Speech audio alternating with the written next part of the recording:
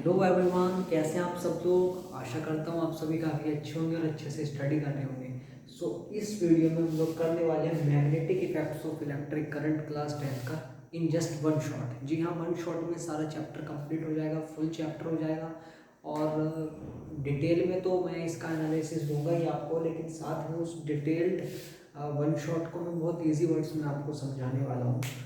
I think ये 20 to 25 minutes का video हो सकता है। दिल थाम के बैठिए, ज़्यादा बातें करेंगे नहीं क्योंकि बातें करने का भी टाइम बचा भी नहीं।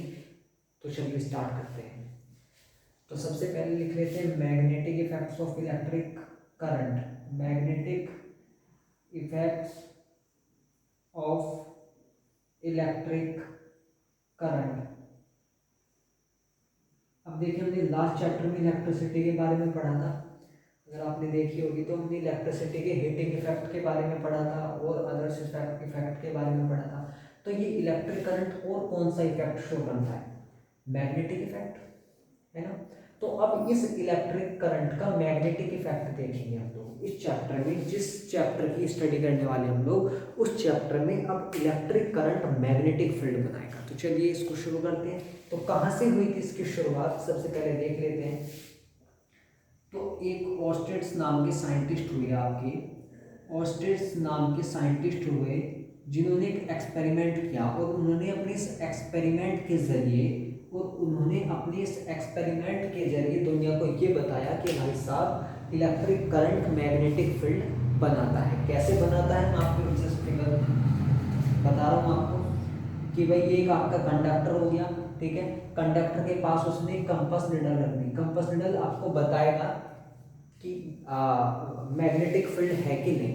और ये कंपास निडल तभी हिलता है जब आपके पास मैग्नेटिक, आपके आसपास कोई मैग्नेटिक या इसके आसपास कोई मैग्नेटिक फील्ड हो। ये कंपास निडल तभी डिफ्लेक्ट होगा जब इसके आसपास कोई मैग्नेटिक फील्ड होगा। मैंने यहाँ से करंट वायर से पास कराया तो इसमें डिफ्लेक्शन हुई। इस वायर में करंट पास कराने से इसके पास रखी कंपास निडल में डिफ्लेक्शन हुई। उन्होंने सोचा कि ऐसी होगी उन्होंने फिर से दोबारा से करंट पास कराया, तो दोबारा से उन्होंने करंट पास कराया तो उसमें फिर से डिफ्लेक्शन हुई। तो जब हमने इसकी डीपली स्टडी की तो उन्होंने ये पाया कि ये जो करंट है इस वायर में से गुजरते ही इसमें डिफ्लेक्शन क्यों होता है। इसमें डिफ्लेक्शन इसलिए होता है क्योंकि इस करंट के पास होने से इस कंडक्टर में तो कहीं ना कहीं मैग्नेटिक फील्ड है। क्योंकि अगर मैग्नेटिक फील्ड है ये तभी हिलेगा, इसमें कोई आत्मा तो आ नहीं गई, है ना। तो ये तभी हिलेगा जब इसके आसपास कोई मैग्नेटिक फील्ड होगा। तो हमने ये पाया, यहाँ से जस्टिफाई हुआ कि जो इलेक्ट्रिक करंट इस वायर के थ्रू गुजरा तो उसके आसपास कहीं ना कहीं मैग्नेटिक फील्ड था, जिसके कारण इसमें क्या हुई, डिफ्लेक्शन हुई। तो ये मेरा ओरिजिनल एक्सपेरिमेंट था। तो इसने फाइनली ये प्रूफ किया कि आपका जो इलेक्ट्रिक करंट है ये मैग्नेटिक फील्ड बनाएगा, ठीक है। दूसरी सबसे बड़ी बात ये देखिए, अगर देखो मैग्नेटिक फील्ड इतना बना, अगर ये मेरा निडल यहाँ पे रखा हुआ होता तो क्या ये डिफ्लेक्ट होता? बिल्कुल डिफ्लेक्ट नहीं होता, क्योंकि ये इसके मैग्नेटिक फील्ड से बाहर रखा गया है, ये बिल्कुल नहीं हिलती। तो ये आपको बता दे रहा हूँ मैं कि जो ये मैग्नेटिक फील्ड और ये जो इलेक्ट्रिक करंट है ये आपस में एक दूसरे के डायरेक्टली प्रोपोर्शनल होते हैं। मतलब जितना ज़्यादा आपका करंट बढ़ेगा उतना ही ज़्यादा आपका मैग्नेटिक फील्ड बनेगा, और जितना कम करंट पास आप कंडक्टर में कराएंगे उतना ही कम मैग्नेटिक फील्ड बनेगा। चलिए अब आगे चल देते हैं। अगला आता है आपका क्या, मैग्नेटिक फील्ड। मैग्नेटिक फील्ड क्या होता है? अब मैग्नेटिक फील्ड के बारे में पढ़ लेते हैं। मैं बहुत देर से मैग्नेटिक फील्ड गा रहा हूँ। तो मैग्नेटिक फील्ड होता ये है कि किसी भी मैग्नेट के चारों ओर का इलाका, ठीक है, जहाँ पर जाने से या जहाँ पर किसी और या एक इलाका जहाँ पे जाने से किसी ऑब्जेक्ट के वो मैग्नेट अपना फोर्स उस पर लगाए, जिसको बोलेंगे आप लोग मैग्नेटिक फोर्स। समझे नहीं तो आप समझिए कि आपका कोई मैग्नेट हो गया, नॉर्थ पोल साउथ पोल, इसके चारों ओर का एक ऐसा इलाका जहाँ पर किसी और ऑब्जेक्ट के जाने से या हमें खुद ये महसूस हो कि ये मैग्नेट अपने एरिया पे, अपने इस एरिया के जरिए एक फोर्स लगा रहा है, जिसको बोल रहे हैं हम लोग मैग्नेटिक फोर्स, ठीक है। और इस रीजन को मैं बोल रहा हूँ मैग्नेटिक फील्ड। इस इलाके को या इस रीजन को मैं बोल रहा हूँ मैग्नेटिक फील्ड, ठीक है, इस इलाके को या इस रीजन को मैं बोल रहा हूँ मैग्नेटिक फील्ड। तो जैसे ही कोई ऑब्जेक्ट इसके अंदर जाएगा कि बार मैग्नेट उसको अपनी ओर अट्रैक्ट करने के लिए जाती है ना, उस ऑब्जेक्ट को, उस मेटल को अपनी ओर अट्रैक्ट करने के लिए उसको अट्रैक्ट करती है। तो क्यों अट्रैक्ट करती है? क्योंकि ये जो इसके आसपास का जो इलाका है वो ऑब्जेक्ट उस मैग्नेटिक फील्ड, उस एरिया में जाने से, उस रीजन में जाने के बाद वो ऑब्जेक्ट क्या करता है, उस पर एक तरीके का फोर्स लगता है उस ऑब्जेक्ट पे, जिसको बोलते हैं आप लोग मैग्नेटिक फोर्स। और जिस इलाके में वो जाता है, जिस इलाके में जाकर के उसको वो फोर्स महसूस होता है, उस इलाके को आप लोग मैग्नेटिक फील्ड बोलते हो। जिस इलाके में जाकर के उसको वो फोर्स महसूस होता है उसको मैग्नेटिक फील्ड बोलते हैं, उस इलाके को। अच्छा चलिए, अब इस मैग्नेटिक फील्ड को शो कैसे करेंगे हम लोग? इस मैग्नेटिक फील्ड को शो कैसे करेंगे कि भाई वहाँ पे मैग्नेटिक फील्ड है? क्योंकि चुंबक जब किसी ऑब्जेक्ट को अपनी ओर आकर्षित करती है, अट्रैक्ट करती है, तो वो वहाँ पे जरूर मैग्नेटिक फील्ड होता है। लेकिन वो मैग्नेटिक फील्ड कहाँ होता है, कैसा दिखता है, ये हम लोग देखें। तो देखिए, जो मैग्नेटिक, उसको हम रिप्रेजेंट करते हैं, उस मैग्नेटिक फील्ड को, उस मैग्नेटिक फील्ड को रिप्रेजेंट किया जाता है मैग्नेटिक फील्ड लाइन से। मैग्नेटिक फील्ड लाइंस से। और ये जो मैग्नेटिक फील्ड लाइंस होती हैं ये इमेजिनरी लाइंस होती हैं, ठीक है, ये दिखती नहीं है, ठीक है। ये जो मैग्नेटिक फील्ड लाइंस होती हैं इमेजिनरी लाइंस होती हैं, जो कि बार मैग्नेट की स्ट्रेंथ के बारे में बताती हैं, ठीक है, जो कि बार मैग्नेट की स्ट्रेंथ के बारे में बताती हैं आपको, ठीक है, जो कि बार मैग्नेट की स्ट्रेंथ के बारे में आपको बताती हैं, ठीक है।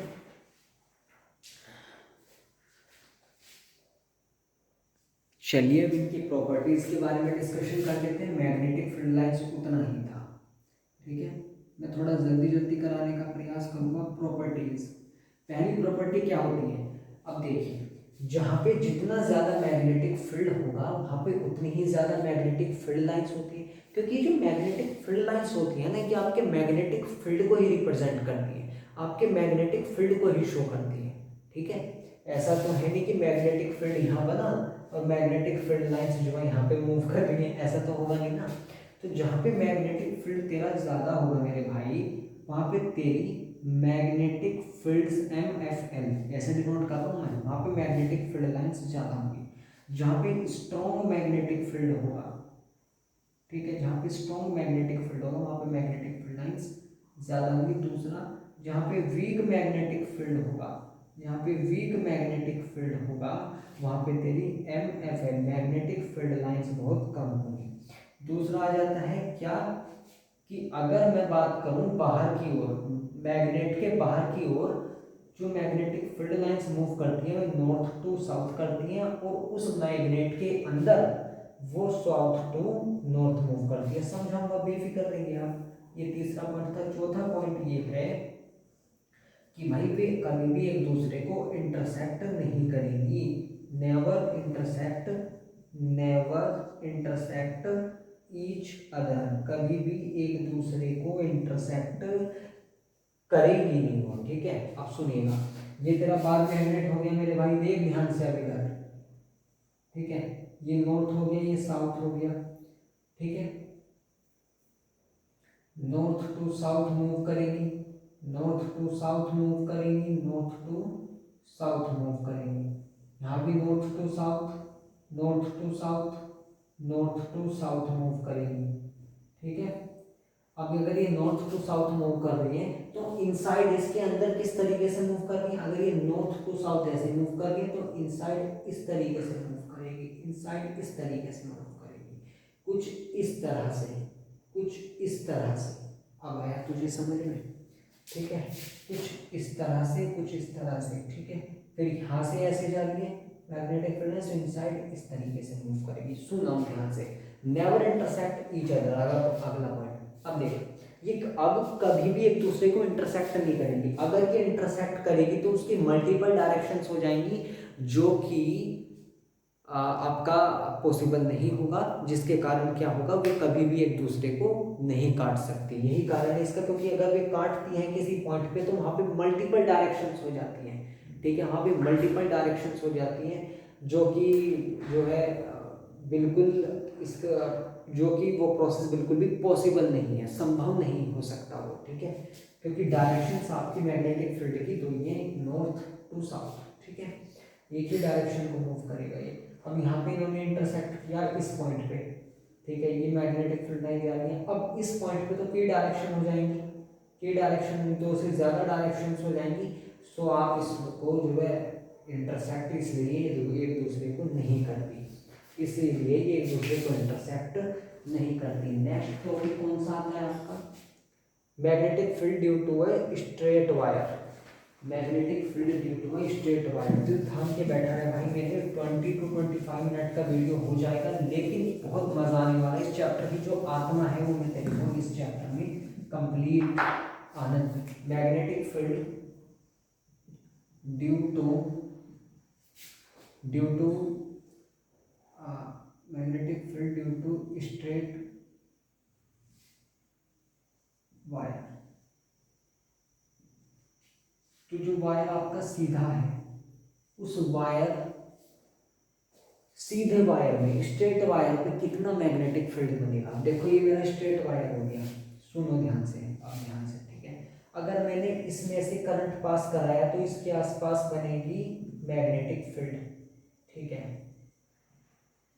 ठीक है, ये कंसेंट्रिक सर्कल्स बन जाएंगे, कंसेंट्रिक कंसेंट्रिक सर्कल की फॉर्म में मैग्नेटिक फील्ड बन जाएगी, जहां पे आसानी से आप देख पाओगे कि इसके सेंटर में तेरा जो कंडक्टर है, वायर है जिसमें से करंट जा रहा है, वो दिखेगा तुझे, ठीक है। तो magnetic field due to straight wire, जो मैग्नेटिक फील्ड लाइंस बनेगी वो कंसेंट्रिक सर्कल की फॉर्म में बनेगी, वो कंसेंट्रिक सर्कल की फॉर्म में बनेगी। अब इसकी डायरेक्शन कैसे फाइंड करनी है, अब इसकी मैग्नेटिक फील्ड की डायरेक्शन कैसे, कोई मैग्नेटिक फील्ड बन तो रहा है, कंसेंट्रिक सर्कल्स के फॉर्म में बन रहा है, और इसके सेंटर पे ये जो है अलग ही दिख रहा है, ठीक है, ये कंडक्टर, ये जो वायर है ये अलग ही दिख रहा है। अब इसकी डायरेक्शन कैसे फाइंड करें, अब इसकी डायरेक्शन कैसे फाइंड करें मैग्नेटिक फील्ड की, तो वो करेगा तू Maxwell's right hand thumb rule से find, right hand thumb rule. अब ये क्या बना है, राइट हैंड थंब रूल क्या बना है, कुछ नहीं, ये मैंने मार्कर ले रखा है, ठीक है, इसमें से करंट ऊपर की ओर फ्लो हो रहा है। अगर मेरा करंट ऊपर की डायरेक्शन में फ्लो हो रहा है तो ये जो मेरा अंगूठा है ये शो करेगा इलेक्ट्रिक करंट की डायरेक्शन ऊपर की ओर, और जो ये मेरी उंगलियां हैं, ये अदर 4 फिंगर्स हैं, ये मैग्नेटिक फील्ड को शो करेंगी इस तरीके से। अगर इस कंडक्टर में, इस वायर में करंट का डायरेक्शन ऊपर की ओर है तो मैग्नेटिक फील्ड इस डायरेक्शन में कर लूँगी, तो ये मैग्नेटिक फील्ड मेरा इस डायरेक्शन में बनेगा। अगर यही करंट मेरा नीचे की ओर जा रहा है तो क्यों डर रहे हो, ये ले भाई तेरी मैग्नेटिक फील्ड की डायरेक्शन, ये अंगूठा नीचे की ओर है, यानी कि करंट की डायरेक्शन नीचे है, तो मैग्नेटिक फील्ड की डायरेक्शन ये हो जाएगी, मैग्नेटिक फील्ड की डायरेक्शन ये हो जाएगी। इस तरह से फाइंड कर सकते हो तुम, ठीक है। इसको लिखना है किस तरीके से, आप लिख सकते हो, ठीक है, ये हो गया, ठीक है। अगर ये करंट इस तरह से मूव करेगा तो ये इस तरीके से मूव करेगा, याद रखना। अगर इसमें जो मैग्नेटिक, अगर करंट की डायरेक्शन, करंट आपका किस तरीके से है, अगर magnetic field line sorry clockwise है, अगर मैग्नेटिक फील्ड लाइंस तुम्हारी क्लॉकवाइज बन रही है, इस तरह से क्लॉकवाइज बन रही है, तो जो चलो छोड़ यार, अभी नहीं बताते, बाद में बताऊंगा तुम्हें, ठीक है। अब इसको छोड़ो, इतना ही कर लो, खामा खामा पर प्रेशर आएगा थोड़ा सा नहीं, बहुत ज़्यादा आएगा, क्योंकि टाइम इतना बचा नहीं, तो उसको छोड़ो, उस चीज़ को छोड़ो, ठीक है। बिल्कुल इतना ही पढ़ो आप, एनसीईआरटी में भी जो है काफ़ी चीज़ें डिटेल में दे रखी है, वही डिटेल की चीज़ें मैंने आपको यहाँ पे आसान भाषा में बता दी। सर्कुलर कोयल के थ्रू मैग्नेटिक फील्ड कितना बनेगा, magnetic field due to a circular coil, magnetic field due to a circular coil. अब तुम्हारा अगर सर्कुलर कॉइल आ जाए तो इसमें ये करंट फ्लो हो रहा है, ठीक है। तो यहाँ पे मैग्नेटिक फील्ड, यहाँ पे मैग्नेटिक फील्ड बनता चला जाएगा, बनता चला जाएगा, बनता चला जाएगा। यहाँ पे magnetic field, magnetic field, magnetic field बन जाएगा, ठीक है। अब सुनो ध्यान से मेरी बात। Field lines create concentric circles at every point, जो कि स्ट्रेट वायर में भी हमने देखा, जो कि स्ट्रेट वायर में भी हमने देखा, around the current carrying circular loop, ठीक है। तो ये बन जाएंगे। तो हमें यहाँ पे इसके सेंटर पे, इस कोइल के सेंटर पे ऐसा लगता है, एक समय ऐसा आता है कि भाई मैग्नेटिक फील्ड बनते जा रहा है, बनते जा रहा है, बनते जा रहा है। जितना ज़्यादा मैग्नेटिक फील्ड बनेगा उतना ही ज़्यादा उसका स्ट्रेंथ होगा, जितना ज़्यादा तो सेंटर पे इसका स्ट्रेंथ सबसे ज़्यादा होगा, क्योंकि सबसे ज़्यादा मैग्नेटिक फील्ड सेंटर पे बनेगा। सेंटर पे, इस कोइल के सेंटर पे सबसे ज़्यादा मैग्नेटिक फील्ड बनने के कारण ये इसका सबसे स्ट्रेंथेबल एरिया हो जाएगा, ठीक है। स्ट्रॉन्गेस्ट मैग्नेटिक फील्ड इसकी सेंटर पे बनेगी कोइल की। तो सेंटर में हमें एक वायर इस तरीके से जाता हुआ दिखता है, एक लाइन इस तरह से जाती हुई दिखती है। दरअसल वो लाइन नहीं होती, वो इन दोनों का ही एक हिस्सा होता है, ठीक है। देखो ये इस तरीके से मैग्नेटिक फील्ड बनती जाएंगी, बनती जाएंगी, बनती जाएंगी, बनती जाएंगी, बनती जाएंगी, बनती जाएंगी। एक समय ऐसा आएगा कि ये जो मैग्नेटिक फील्ड लाइन है ये आपको सीधी जाती हुई दिखाई देगी, सीधी जाती हुई दिखाई देगी, जो कि कंसेंट, जो कि एक मैग्नेटिक फील्ड है, जो कि साउथ टू नॉर्थ मूव कर रही है, साउथ टू नॉर्थ मूव कर रही है, ठीक है। ये हो गया आपका। अब इसकी डायरेक्शन कैसे फाइंड करेंगे हम लोग? इसकी डायरेक्शन फाइंड करेंगे हम लोग क्लॉक फेस रूल से, क्लॉक फेस रूल से इसकी डायरेक्शन को हम लोग फाइंड करेंगे। इस तरह से आपका कोई वायर हो गया, ठीक है, इस तरीके से सुनना भी, सुनो। अब देखो ये तुम्हारा हो गया एक कॉइल, ठीक है, ये तुम्हारा हो गया एक कॉइल, ठीक है। अगर इसकी, इस कॉइल में करंट की डायरेक्शन तुम्हारी क्लॉकवाइज है, इस तरह से डायरेक्शन है इसकी, याद रखना। अगर कॉइल में डायरेक्शन तुम्हारी क्लॉकवाइज है, अगर कॉइल में डायरेक्शन तुम्हारी क्लॉकवाइज है, देखो क्लॉक की सुई ऐसे तो चलती है, ऐसे ऐसे, ठीक है। डायरेक्शन अगर तो तुम्हारी क्लॉकवाइज है तो उस तरह की कंडीशन में वो जो कॉइल है उसके सेंटर पे जो पोल बिहेव करेगा वो साउथ पोल की तरह बिहेव करेगा, ठीक है। उसके सेंटर पे जो मैग्नेटिक फील्ड बिहेव करेगी वो साउथ पोल की तरह करेगी और बाहर नॉर्थ पोल की तरह, ठीक है। अब अगर हो जाए उल्टा, अब अगर हो जाए उल्टा, जरा सी ये कंडीशन आप इमेजिन करो, ये तुम्हारा कॉइल है, उस पर करंट का डायरेक्शन इस तरीके से एंटी क्लॉकवाइज हो जाए, तो उस तरह की कंडीशन में अगर करंट का डायरेक्शन तुम्हारा एंटी क्लॉक, इसे छाप लो दिमाग में, क्लॉकवाइज हो जाए, एंटी क्लॉकवाइज, तो उस तरह की कंडीशन में ये बिहेव करेगा नॉर्थ पोल की तरह, उस तरह की कंडीशन में ये बिहेव करेगा नॉर्थ की तरह। सेंटर पे जो मैग्नेटिक फील्ड है वो बिहेव करेगी नॉर्थ की तरह, ठीक है। Behave like magnetic field, behave like south pole SP, और यहाँ पे बिहेव लाइक एनपी। क्लियर है इतनी बात? इतनी बात क्लियर है? चलिए इसको नोट डाउन कीजिए। चलिए, तो magnetic field due to a solenoid. अब भाई ये सोलिनॉइड क्या बना है? अब ये सोलिनॉइड क्या बना है? देखिए सोलिनॉइड का मतलब होता है बहुत सारे सर्कुलर टर्न कॉपर वायर है, मतलब सर्कुलर शेप में वो जो कॉपर वायर है वो उस पर लपेटा गया हो, ठीक है, किसी कंडक्टर पे लपेटा गया हो, ठीक है, और उसकी शेप क्या हो? सिलेंड्रिकल हो। याद रहे सोलेनॉइड की लंबाई डायामीटर से ज्यादा हो, नहीं होगी तो अमान्य रहेगा, ठीक है। Magnetic field due to a solenoid, ठीक है। सोलिनॉइड देखो मैग्नेटिक फील्ड ड्यू टू, देखो सोलिनॉइड होता है इस तरीके से, बहुत सारे कॉपर वायर के circular turns south to north pole ये मूव करेगा और ये act as a bar magnet, bar magnet की तरह मूव करेगा ये साउथ टू नॉर्थ, क्योंकि यहाँ पे मैग्नेटिक फील्ड लाइंस भी उसी तरीके से बनेगी, नॉर्थ टू साउथ और अंदर साउथ टू नॉर्थ, ठीक है, नॉर्थ टू साउथ और अंदर साउथ टू नॉर्थ।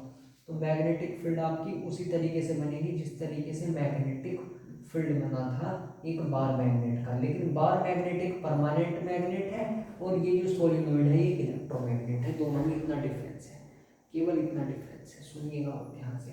वो जो था उधर हमने पढ़ा था अभी थोड़ी देर पहले, बार मैग्नेट वो एक परमानेंट मैग्नेट था, लेकिन ये जो सोलिनॉइड है ये एक इलेक्ट्रोमैग्नेट है, सुनना ध्यान से। अब इसका magnetic field due to solenoid, तो याद रखना मैग्नेटिक फील्ड सोलिनॉइड का हम अपनी मर्जी से घटा बढ़ा सकते हैं, ठीक है, हम इसका मैग्नेटिक फील्ड सोलिनॉइड का कम कर सकते हैं, ज़्यादा कर सकते हैं। बार मैग्नेट परमानेंट मैग्नेट है, उसमें जितना मैग्नेटिक फील्ड है वो स्टैटिक है, वो फिक्स है, वो लिमिटेड है, ठीक है। तो ये हो गया magnetic field due to a solenoid, ठीक है। और कुछ रह गया वो तो मैं एक बार देख ले रहा हूँ, ठीक है। Magnetic field act as a bar magnet की तरह ही ये वर्क करता है, ठीक है। तो याद रखना, इसकी डेफिनेशन लिखना, आपको स्क्रीन पे दिखाई दे रही है, ओके ऑलरेडी। तो अब आगे चलते हैं, force on current carrying conductor, force on current carrying conductor. तो याद रखना force on A current carrying conductor, ये जो force on A current carrying conductor है इसका मतलब है कि आप मैग्नेटिक फील्ड में अगर किसी करंट कैरिंग कंडक्टर को, एक कंडक्टर जिसके अंदर करंट फ्लो हो रहा है, एक कंडक्टर जिसके अंदर करंट फ्लो हो रहा है, और उसको आप अगर मैग्नेटिक फील्ड के अंदर रखोगे तो उस पर एक प्रकार का फोर्स लगेगा, ठीक है, उस पर एक प्रकार का फोर्स लगेगा,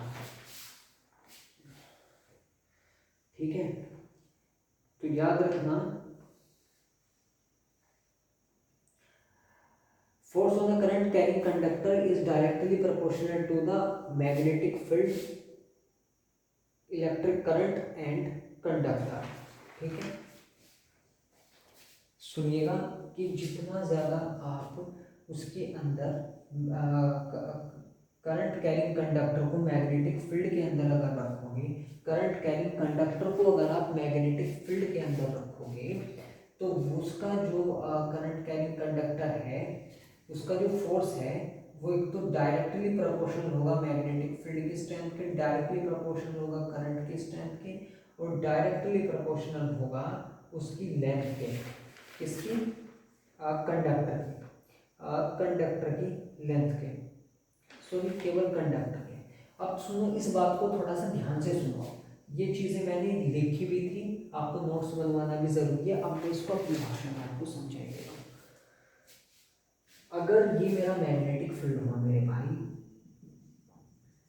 ये बहुत दूर तक ये मैग्नेटिक फील्ड है, इसमें अगर मैंने एक कंडक्टर को रख दिया तो वो जो कंडक्टर है उस कंडक्टर के अंदर जो फोर्स, जो आपको फोर्स लग रहा है इस कंडक्टर को इस मैग्नेटिक फील्ड के अंदर रखने पर जो फोर्स लग रहा है वो डायरेक्टली प्रोपोर्शनल होगा मैग्नेटिक फील्ड के, क्योंकि अगर मैं मैग्नेटिक फील्ड को कम कर दूँ तो फोर्स बहुत कम होगा, क्योंकि अब मैग्नेटिक फोर्स ही कम हो गया, मैग्नेटिक फील्ड कम हो गया तो मैग्नेटिक फोर्स भी कम हो गया। अब अगर मैं ये वायर को, इसका मैग्नेटिक फील्ड बहुत ज़्यादा बहुत ज़्यादा कम, बहुत ज़्यादा बहुत ज़्यादा, तो फोर्स बढ़ेगा या घटेगा, कमेंट में से। तो ये डिपेंड करता है करंट पे भी, क्योंकि भाई ऑब्वियसली जितना तेजी से, जितना ज़्यादा करंट कंडक्टर के अंदर फ्लो होगा उतना ही ज़्यादा मैग्नेटिक फील्ड बनेगा, और जितना कम करंट कंडक्टर के अंदर फ्लो होगा उतना ही कम आपका फोर्स लगेगा, ठीक है। तो फोर्स जो है करंट कैरिंग कंडक्टर का मैग्नेटिक फील्ड, इलेक्ट्रिक करंट और कंडक्टर के नेचर पे डिपेंड करता है, और कंडक्टर के नेचर पे डिपेंड करता है। इसको लिख सकते हैं आप लोग, force on the current carrying conductor is directly proportional to the strength of magnetic electric current and strength of the conductor. ठीक है, इनके डायरेक्टली प्रोपोर्शनल होती है। Left hand thumb rule. अब लेफ्ट हैंड थंब रूल से हम लोग क्या करेंगे, इसकी डायरेक्शन को फाइंड करेंगे। फोर्स की डायरेक्शन, मैग्नेटिक फोर्स की डायरेक्शन को फाइंड करने के लिए हम लोग Fleming left hand thumb rule का इस्तेमाल करते हैं। Fleming left hand thumb rule का इस्तेमाल करते हैं। ठीक है, वन शॉट में खत्म हो जाएगा आज ही, पहला वन शॉट होगा ये मेरा। ठीक है, मैग्नेटिक क्या बोल रहा था यार मैं, Fleming's left hand thumb rule. ठीक है, इसको शॉर्ट में लिख दिया, आपको पूरा लिखना है, कभी मेरी तरह रंग बिरंगे मार्क्स पाओ। ठीक है, Fleming's left hand thumb rule. आपको कुछ नहीं करना, अपने थंब को, फोर फिंगर और मिडिल फिंगर को, इन तीनों को इस तरीके से प्लेस करना है कि ये एक दूसरे के परपेंडिकुलर हो जाए। इन तीनों को इस तरीके से प्लेस करना है कि ये एक दूसरे के परपेंडिकुलर हो जाएं, इस तरह से। ठीक है, इस तरीके से, ऐसे।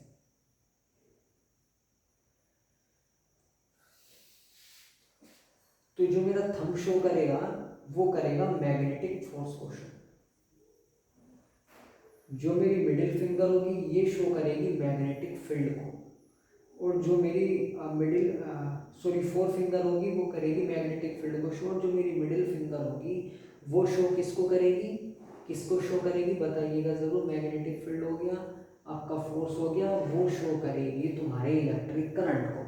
तो भाई फ्लेमिंग भाई साहब ने ये कहा था कि भाई अगर तू मुझे इलेक्ट्रिक करंट की डायरेक्शन दे दे, आई को इलेक्ट्रिक करंट से, ठीक है, मैग्नेटिक फील्ड की डायरेक्शन दे दे, तो मैं तुझे अपने आप फोर्स का डायरेक्शन दे दूंगा।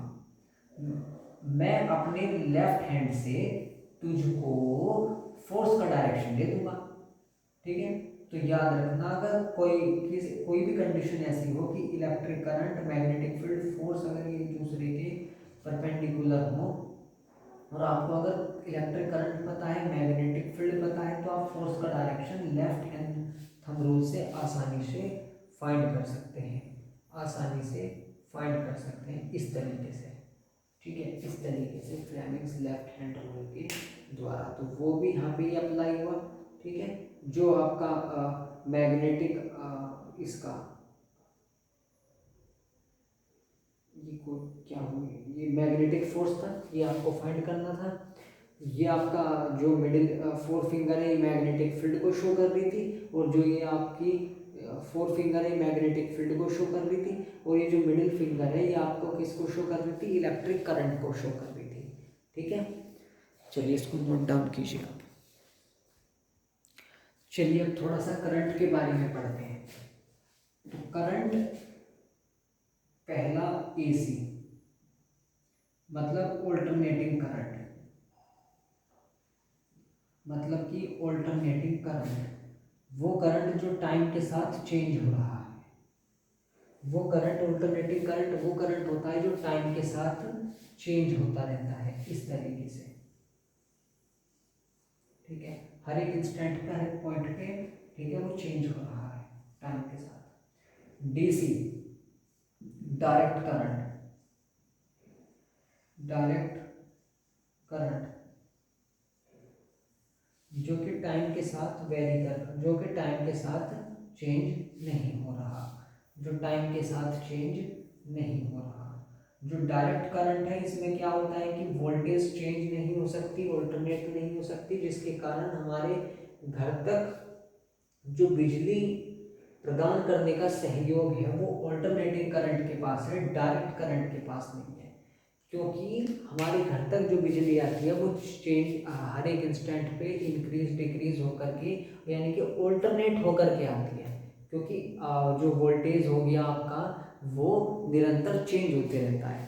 ठीक है, उसको कंट्रोल, उसको जो नियंत्रित करने के लिए, नियंत्रण में रखने के लिए, कंट्रोल करने के लिए हमारे घर तक वो सही सलामत बिजली वो करंट पहुंच जाए, इसीलिए उसको ऑल्टरनेट घटा बढ़ा करके, क्योंकि डायरेक्ट करंट के साथ तो पहुंचनी मुश्किल है, क्योंकि डायरेक्ट करंट के साथ पहुंचेंगे तो वो नहीं पहुंच पाएगी, और वो जो उसका वोल्टेज है वो उसका कांस्टेंट वोल्टेज रहता है, उसकी वोल्टेज को घटा बढ़ा हम लोग नहीं सकते। इसके वोल्टेज को घटा बढ़ा सकते हैं, जिसके कारण ये जो करंट है हमारे घर तक निरंतर पहुंच पाता है।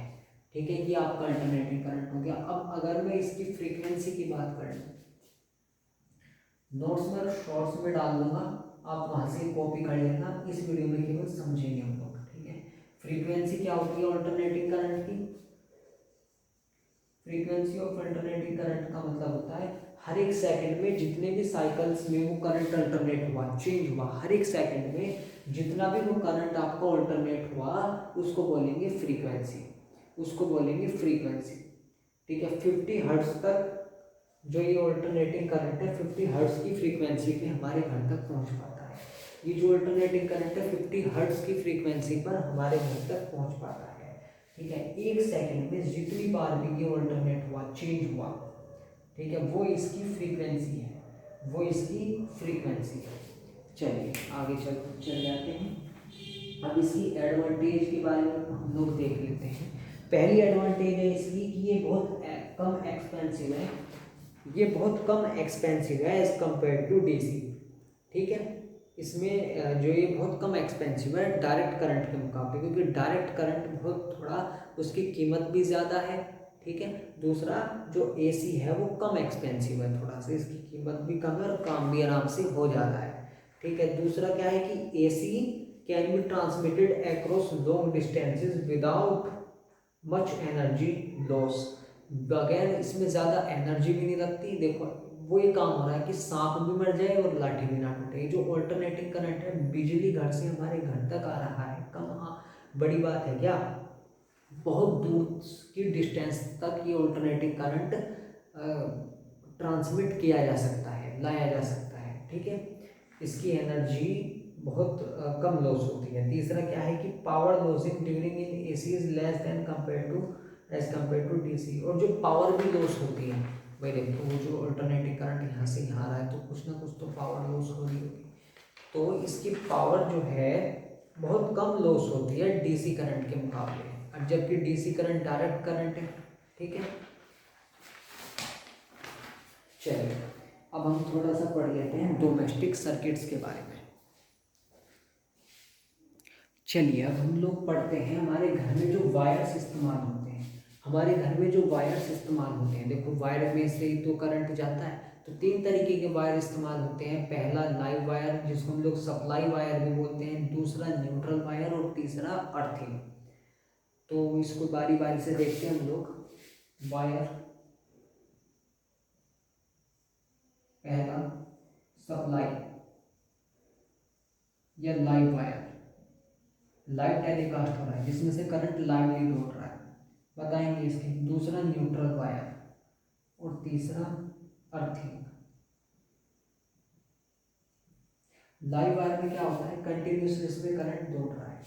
ये आपका वायर है, हमारे घर में जो वायर है इसमें से करंट आ जा रहा है, करंट आ जा रहा है, लाइव सप्लाई हो रहा है इसमें से करंट आपका। ठीक है, हमारी ज़रूरतों को जो करंट पूरा कर रहा है, भाई वॉशिंग मशीन या फ्रिज, टीवी, ये जो वायर है उसमें जो वायर लग रहा है वो लाइव वायर है, क्योंकि उसमें से करंट दौड़ रहा है, कंटिन्यूसली कंटिन्यू दौड़ रहा है। ठीक है, तो वो आपका हो गया लाइव वायर। दूसरा न्यूट्रल वायर, इसमें से करंट दौड़ता नहीं है, लेकिन करंट जब वापस जाता है तो इसके थ्रू वापस जाता है, इसके थ्रू वापस जाता है। इसमें करंट आता तो नहीं है, लेकिन जब जाता है तो इस न्यूट्रल वायर के थ्रू जाता है। ठीक है, अर्थिंग का मतलब होता है जब किसी वायर में कहीं भी कोई लीकेज हो जाए तो वहाँ पे जो वो जो वायर है उसमें क्या होता है, अर्थिंग के थ्रू हम लोग क्या करते हैं कि उस वायर को या उसके अंदर जो करंट जा रहा है वो सीधा ग्राउंडिंग में, अर्थिंग में चला जाता है, अर्थ में चला जाता है, जिसके कारण हमें शॉक नहीं लगता। जैसे कि वायर है, ये लीकेज हो गया यहाँ से, तो लीकेज हो गया तो इसका मतलब कुछ ना कुछ तो, अगर जिस बॉडी में ये इसको हम लोग स्विच को, इस वायर को जिस बॉडी में हम लोग, जिस मेटल में हम लोग उसको लगाएंगे, उस मेटल में खतरा तो है काफ़ी शॉक लगने का, क्योंकि इसके थ्रू वो पूरी बॉडी में फैलेगा, उसमें मेटल में पूरे में फैलेगा, तो वो पूरे मेटल में ना फैले, इसीलिए हम लोग अर्थिंग का इस्तेमाल करते हैं, क्योंकि इसके थ्रू जो आपका क्या होता है, करंट होता है, वो ग्राउंडिंग में, अर्थिंग में चला जाता है। करंट अर्थिंग अर्थ में चला जाता है, तो इसको बोलते हैं हम लोग अर्थिंग वायर। ठीक है, ये तब काम आता है जिसके कारण उसमें शॉक लगने के जो चांसेस हैं वो कम हो जाते हैं, या शॉक ना के बराबर लगता है। ठीक है, अर्थिंग वायर हमारी जान बचाने के लिए भी, हम ऐसा भी कह सकते हैं कि हमारी एक तरह से जान बचाता है अर्थिंग वायर। ठीक है, अब इसके कलर कोड के बारे में आ जाते हैं। कलर कोड क्या है इसका? अगर मैं नई ओल्ड पीढ़ी ओल्ड उसकी कंसेप्ट की बात करूं, तो ये जो लाइव वायर है इसको करते हैं हम लोग रेड से डिनोट। ठीक है, हाथ में लगाइए, इसको खतरा है रेड। ठीक है, ये ऐसे समझ सकते हैं। न्यूट्रल वायर को आप लोग ब्लैक मतलब इसमें से जब जाता है तभी करंट फ्लो होता है, तो ये न्यूट्रल वायर मतलब ब्लैक खाली है। ठीक है, अर्थिंग हरा भरा ग्रीन, अर्थ हमारी क्या है, हरी भरी है, इसलिए इसको ग्रीन। ठीक है, अगर मैं नई उसकी बात करूं तो लाइव वायर को करते हैं हम लोग शायद ब्लू से, न्यूट्रल को ब्राउन से। और याद रखना इस अर्थिंग वायर में जो रेजिस्टेंस होता है वो जीरो होता है। ठीक है, रेजिस्टेंस जो होता है वो जीरो होता है, आ भी सकता है क्वेश्चन। ठीक है, और ये जो ग्रीन, इसको ग्रीन का और प्लस येलो का कॉम्बिनेशन, एक बार कंफर्म कर लेता हूँ, ग्रीन का और येलो का कॉम्बिनेशन, ग्रीन का और येलो का। ये जितना भी पढ़ा रहा हूँ ना मैं, आप एक बार इसको पढ़ के जाना, मज़ा आ जाएगा। मैंने काफ़ी डिटेल वीडियो देख के गूगल से हेल्प ले करके काफ़ी कुछ मैंने इसमें आपके लिए ये वीडियोस बनाई है, तो इसको ध्यान से, ब्राउन ब्लू, और ये ब्राउन है रेड, ये ब्लू है, प्लीज नोट कीजिएगा इसको। चलिए अब सर्किट के बारे में देख लेते हैं। वीडियो थोड़ा लंबा जा सकता है, मैं कह रहा था, मैंने कहा भाई ये थोड़ा कम वीडियो का हो सकता है, कम ड्यूरेशन का हो सकता है, लेकिन मैं 20 to 25 कह रहा था, 30 से ज़्यादा का हो गया, ऑलमोस्ट 35 का भी हो गया होगा। तो आपको मज़ा आना चाहिए, बस टाइम मैटर नहीं करता। पावर सर्किट, अब देखिए ये मैंने काफ़ी मेहनत से ये जो नोट्स हैं आपके, ये सर्च किए हैं। आप एनसीईआरटी को उठा लो, उन टॉपिक्स में आपको डीपली ज़रूर बताया गया होगा, लेकिन इतनी काम की चीज़ बहुत देर से बताई जाती है एनसीईआरटी में, और मैंने केवल काम की चीज़ बताई है, काम की चीज़ बताई है आपको केवल। पावर सर्किट का इस्तेमाल होता है बड़े अप्लायंसेस के लिए, बड़े डिवाइसेस के लिए, बड़े डिवाइसेस जैसे कि फ्रीज हो गया, वहाँ पे जहाँ पे पावर बहुत ज़्यादा हो। ठीक है, जैसे फ्रिज हो गया, मतलब बड़े डिवाइसेस के लिए इस्तेमाल होती है, जहाँ पे जो पावर सर्किट होता है वो क्या करता है, वो ज़्यादा पावर को स्टोर करके रखता है, ज़्यादा पावर को स्टोर करके रखता है। ठीक है, और इसकी शुरुआत 15 एम्पियर से होती है। आप देख सकते हैं कि इसमें कितना पावर है। ये जो सर्किट है ये बड़े डिवाइसेस या बोल दो अप्लायंसेस के लिए यूज होता है, क्योंकि इसमें पावर बहुत ज़्यादा चाहिए होती है आपको। 15 एम्पियर के करंट से इसकी शुरुआत होती है पावर सर्किट की। लाइटनिंग सर्किट की 5 एम्पियर के करंट से शुरुआत होती है, ये लेकिन ये लाइटनिंग सर्किट है, बहुत छोटे circuit, small circuits, sorry small devices